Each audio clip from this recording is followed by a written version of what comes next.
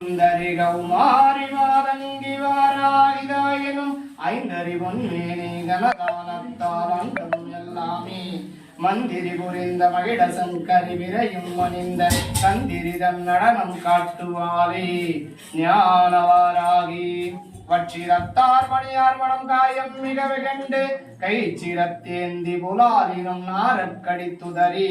வட்சிரத்தந்த முகம்பனியார் குத்தி வாய்க்கடித்து பட்சிரத்தம் குடிப்பாலே வராகி வகைஞரை பரபரான் உள்ளத்துறை காரணி வாரனைத்தும்